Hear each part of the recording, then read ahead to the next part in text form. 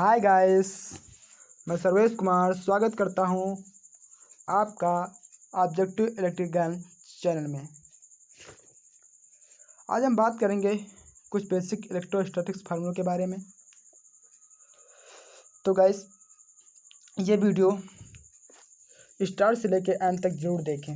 ये वीडियो आपके लिए बहुत ही हेल्पफुल होने वाला है। तो चलिए गाइस, स्टार्ट करते हैं। बिना देरी किए हुए चलते हैं अपने फर्स्ट फार्मूले पर। बात करते हैं कूलाम लॉ होता क्या है। कूलाम लॉ बेसिकली होता है जब मान लीजिए हमारा कोई सामान प्रकृति मतलब कि कोई सामान नेचर हो, उसमें जब आवेश होते हैं जो वो एक दूसरे को आकर्षित करें या विकर्षित करें। मान लीजिए हमारा कोई आवेश Q1 है और दूसरा आवेश Q2 है। इन दोनों के बीच जो हमारा फोर्स लगता है वो अट्रैक्शन हो या फिर रिपल्सन हो। जो फोर्स लगता है वो हमारा डायरेक्टली प्रोपोर्शनल होता है Q1 Q2 upon R square के। तो यहाँ पे बात करते हैं कि फार्मूला हमारा निकल के आता है F directly proportional to Q1 Q2 upon R square. मान लीजिए हमारा कोई चार्ज इस पॉइंट पर Q1 है और दूसरा चार्ज इस पॉइंट पर Q2 है और इसकी जो बीच की दूरी है वो R स्क्वायर दी हुई है। तो यहाँ से फार्मूला जो बन के आता है वो बन के आएगा F directly proportional to Q1 Q2 upon R square. ये भी हमने पहले बताया है। अगर इसे हम सिंप्लीफाई करें तो फार्मूला निकल के आता है F equal to 1/4 pi epsilon 0 Q1 Q2 upon R square. और इसकी फोर्स की जो यूनिट होती है वो न्यूटन होती है। अगर इसकी हम डायमेंशन की बात करें कि फोर्स की डायमेंशन क्या होती है, तो फोर्स की डायमेंशन होती है mL/(10⁻²)। अगर ये गाइस निकल के कहाँ से आई है तो हम ये भी बताते हैं कि ये डायमेंशन निकल के कहाँ से आई। तो हम जानते हैं कि F इक्वल टू ma होता है, मतलब कि मास इनटू एक्सेलरेशन। तो मास की जो डायमेंशन होती है वो होती है हमारी m, और जो एक्सेलरेशन की डायमेंशन होती है वो होती है हमारी L(10⁻²). तो यहाँ से फोर्स की जो डायमेंशन निकल के आई है वो आई है mL(10⁻²). अगर बात करें कि हम जो एक्सेलरेशन है उसकी जो विमा L(10⁻² कैसे हुई, तो हम ये भी बताते हैं कि एक्सेलरेशन जो होता है वो हमारा इक्वल टू होता है मीटर/सेकंड²। अगर मीटर की बात करें जो इसको लेंथ है, लेंथ में हमसे मेजर करते हैं तो से हमारी इसकी जो डायमेंशन हो गई लेंथ हो गई, और सेकंड जो होता है हमें टाइम से हम टाइम से डिनोट करेंगे। तो यहाँ से इसकी जो विमा हो गई t। तो ये अब हम लिखेंगे L/(t²). अगर ये ऊपर जाएगा तो L⁻²। तो यहाँ से विमा निकल के आ गई है। तो इसी की बेसिस पे आप फोर्स की विमा निकाल सकते हैं और यूनिट इसकी न्यूटन होती है।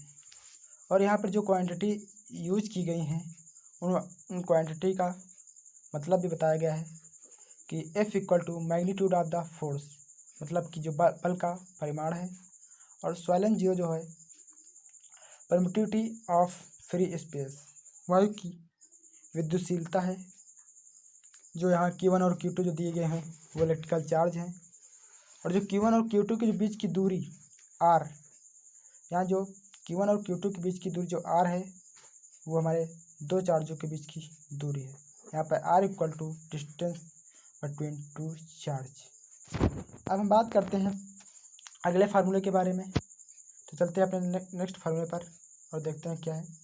इलेक्ट्रिक चार्ज का फार्मूला दिया हुआ है Q equal to n e, जहाँ Q इक्वल टू चार्ज है, एन इंडिगर है, और जो E है इसकी जो वैल्यू दी है वो दी है E equal to 1.00 into 10⁻⁻19 1.002 into 10⁻⁻19। तो यहाँ से इलेक्ट्रिक जो चार्ज होता है उसका जो फार्मूला है वो Q equal to n e होता है। तो चलिए गाइस आगे बढ़ते हैं अपने नेक्स्ट फार्मूले पर, देखते हैं हमारा नेक्स्ट फार्मूला क्या है। कैपेसिटेंस ऑफ द कैपेसिटर, जो कैपेसिटर होता है उसकी धारिता क्या होती है? उसकी धारिता होती है C equal to Q upon V, और जिसका यूनिट होती है फैराड होती है।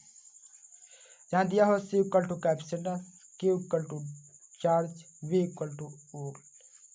अगर इसके हम डायमेंशन की बात करें तो इसकी जो डायमेंशन होती है वो m⁻⁻1 l⁻⁻2 t⁻4 होती है। अगर हम बात करें इसकी डायमेंशन निकल के कहाँ से आती है, तो यहाँ जो दिया हुआ है C equal to Q upon V। Q equal to हम जानते हैं IT होता है, और जो IT की डायमेंशन होती है वो IT से ही डिनोट करते हैं, क्योंकि ये एक फंडामेंटल यूनिट है। तो बात करते हैं कि वोल्ट की डायमेंशन क्या होगी, क्योंकि हमको फैराड की मतलब की कैपेसिटेंस की डायमेंशन निकालना है। तो देखते हैं वोल्ट की डायमेंशन क्या होती है। तो यहाँ से V equal to W upon Q, और जो W की डायमेंशन होती है वो होती है m⁻⁻2 t⁻⁻2।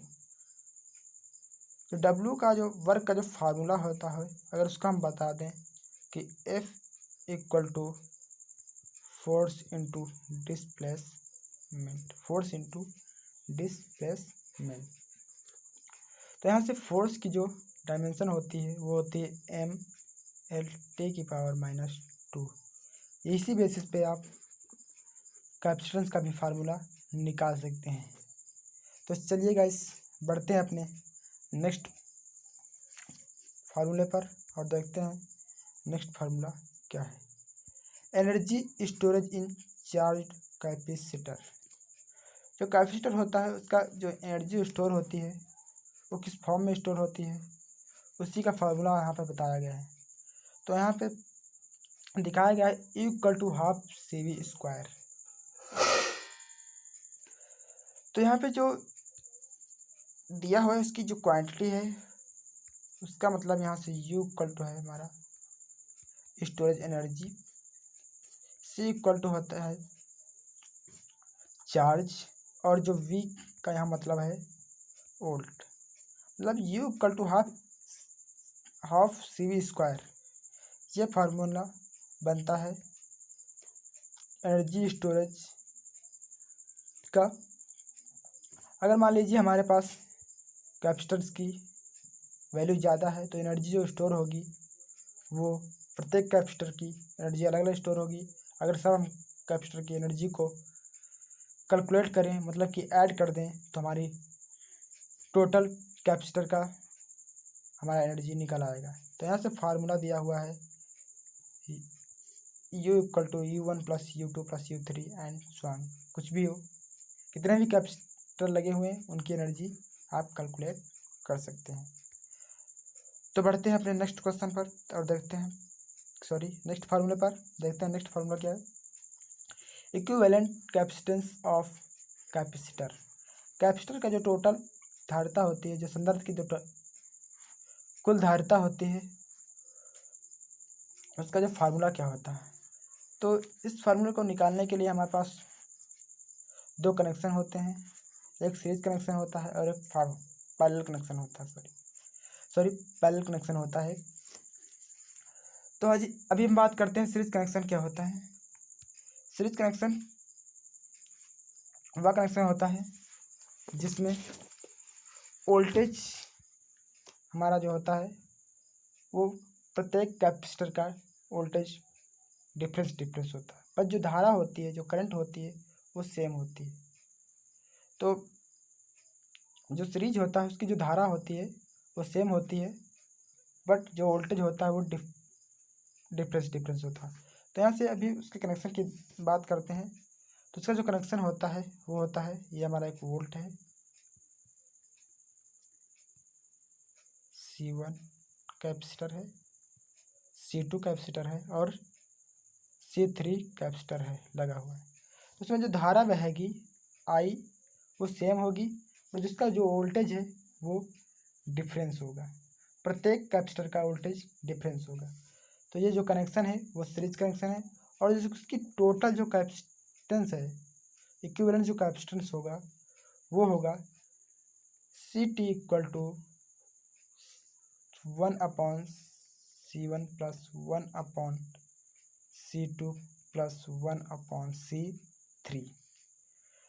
तो जिसका जो इक्विवेलेंट कैपेसिटेंस होगा, फार्मूला दिया हुआ है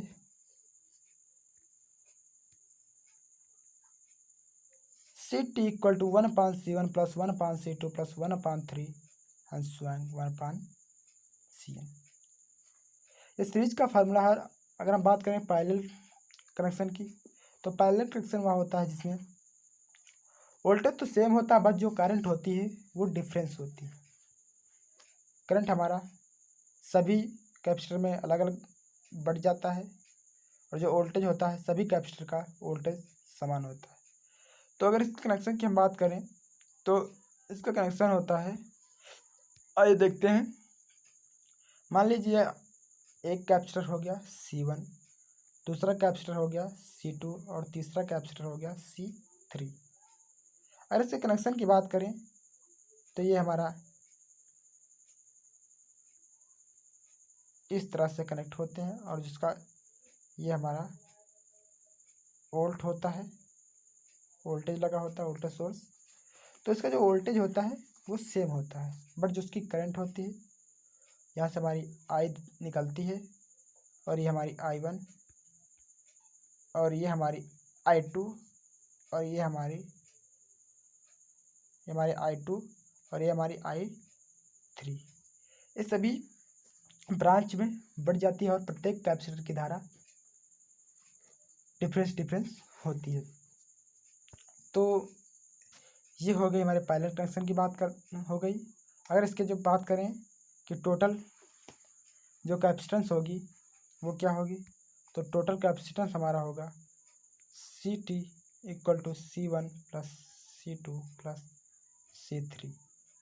और यहाँ अगर मान लीजिए बहुत सारे कैपेसिटर हैं, तो यहाँ पे फार्मूला दिखाया गया है CT equal to C1 plus C2 plus C3 and so on CN।